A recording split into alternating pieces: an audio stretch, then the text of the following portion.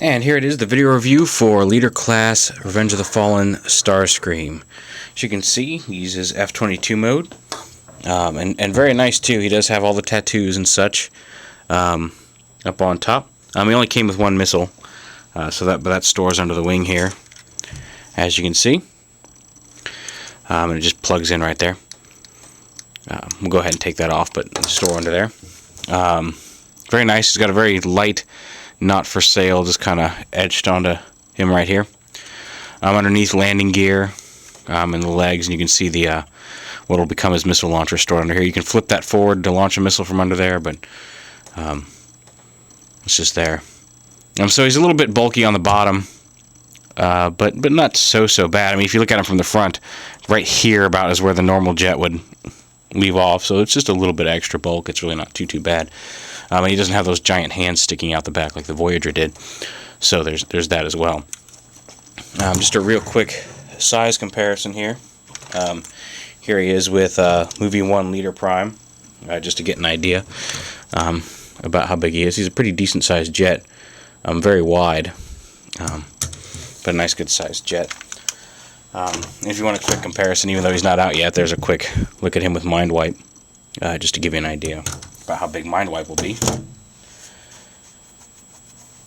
So yeah, this one does not, it was also a prototype. It does not have electronics in it. I was hoping maybe the electronics were in it and just not all wired up correctly, but there's no wires, there's no speaker. I double checked all inside there. There's no electronics. The battery cover is right here.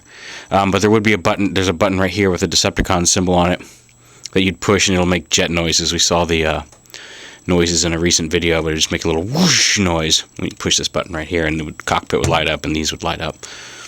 I do think I've got a line on some electronics for it. My buddy Harry might have some, so we'll see. If I get some electronics for it, we'll do an update.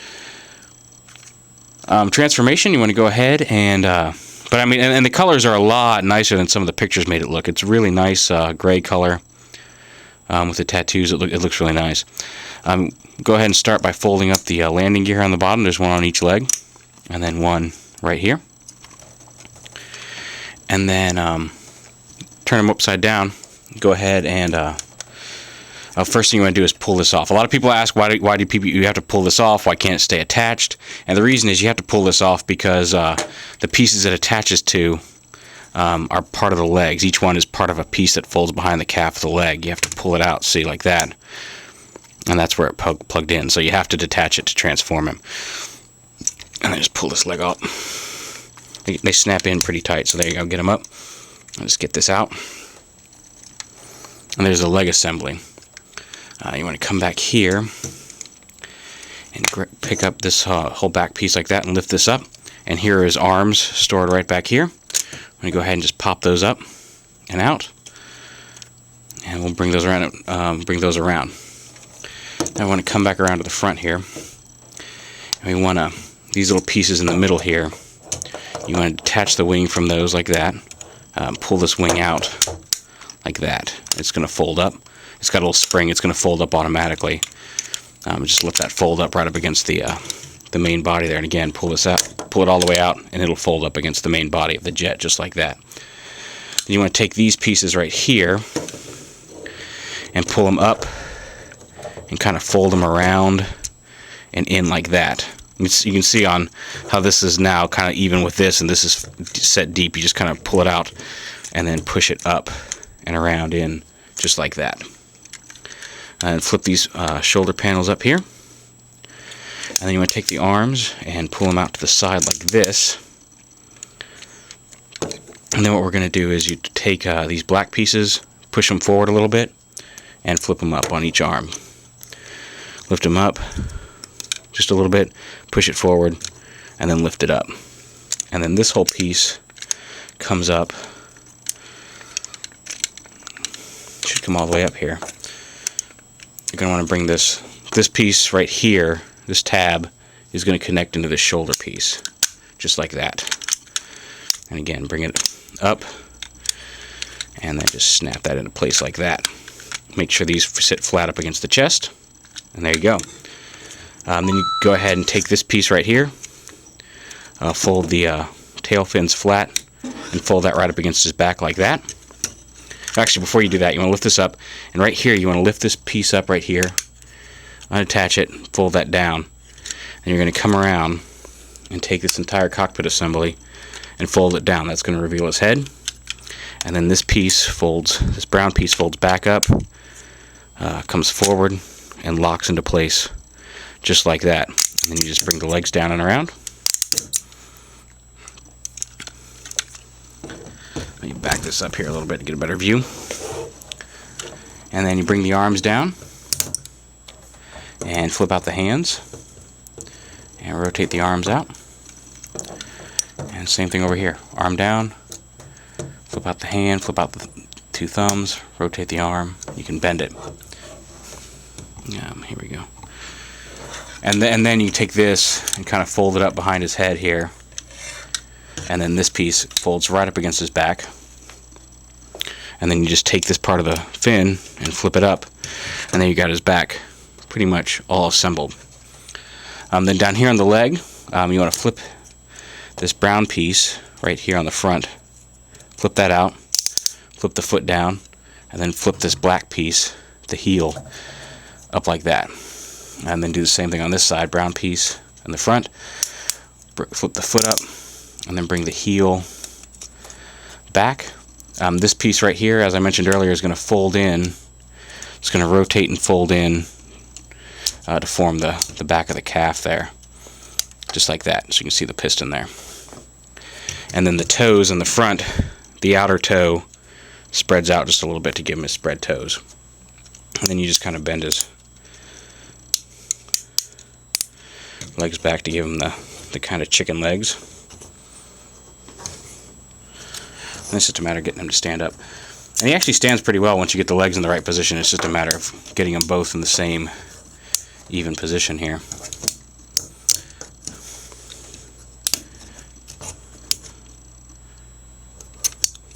There we go. Alrighty. And that's pretty much Starscream's robot mode in a nutshell here. I don't know if that's too far. There we go. Just got to get his legs to lock in. The arms, again, swivel here. There's no wrist swivel, unfortunately, and they kind of see why they did that because of the arm gimmick. And one of the things that's neat about his arms is you'll see these red buttons here. When you flip them back, a little weapon pops out on each arm with little spring-loaded panels. This side has a Gatling gun. This side has 2 missiles, if you see that.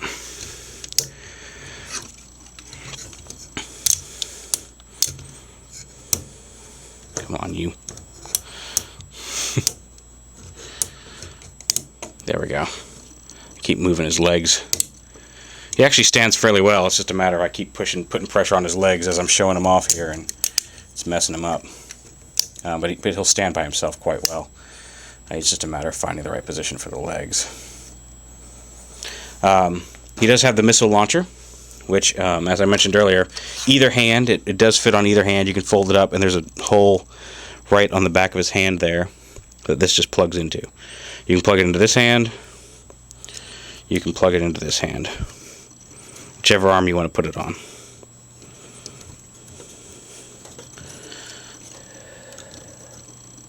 There you go. And again, the missile, he comes with 2 missiles. They just fit right in there like that, and then there's a little button right here that'll launch the missile out like that. And when you don't have it attached to him, the missiles can store right here on his back, the same place they store on the wings. You can plug these in, just store them on his back, and then there's a new hole that pegs right there in the middle that you can peg this missile launcher into, and you can have it facing down or you can have it facing up, however you want, but it does store on the back there. So there you have Leader Starscream. The colors are a lot nicer in person. Oh yeah, the gimmick, the mouth gimmick. Again, he says there's a button right here that gets revealed during transformation, and that'll make him say no one can defeat Starscream with his chest and eyes lighting up. When you pull this, or maybe that does a different noise and this will make him talk, but you pull this canopy forward and his chest panels open up a little bit, and you see his mouth kind of opens and closes. It's not super dramatic, but it does open and close. The head's actually capable of a little bit more movement than that, but the Gimmick only makes it move just a little bit. Just so you can see that. And now some quick comparisons here, because I know people are dying to see it. Here he is with Revenge of the Fallen Leader Prime. You can see he's just a little bit taller, a little bit bulkier. So, you know, very cool there. About movie accurate size robot load. Here he is compared to the Voyager figure. And I gotta say, like, I like the Voyager figure. I've had a great time with the Voyager figure. It's a nice Voyager representation of Starscream. Nothing compared to the Leader. The Leader is just miles above it. And I'm not trying to diss it. It's a great figure if you're on a budget, if you know, or even if you're not on a budget. This is a great figure. This one's just way better. It's just how it is. I mean, like, what do you expect from a Leader class? Here's a quick comparison with Voyager Megatron. I don't have Leader Megatron, and I left his feet at home. I forgot I took them off for display purposes and didn't grab them when I walked out the door tonight. But there you go. Just to get an idea. Just for the fun of it, there he is with Classics or Henkei Starscream. So Starscream then and now. Just a neat little comparison there. And that's about it for robot mode comparisons. But yeah, really just, I mean, he's got movement.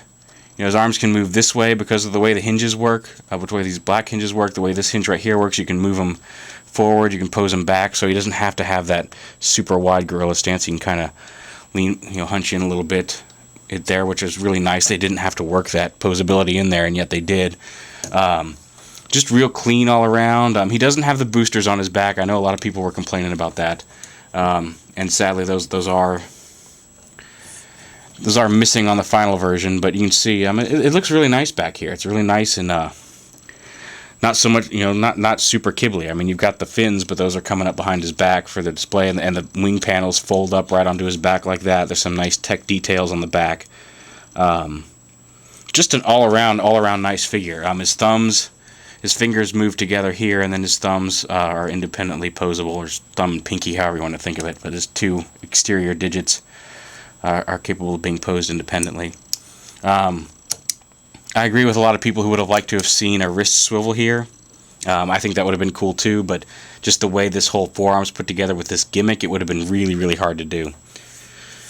And the paint apps are great. I mean, like, maybe he could use a little bit more detailing. I mean, paint on his head, but I mean, the details are there. The details are visible.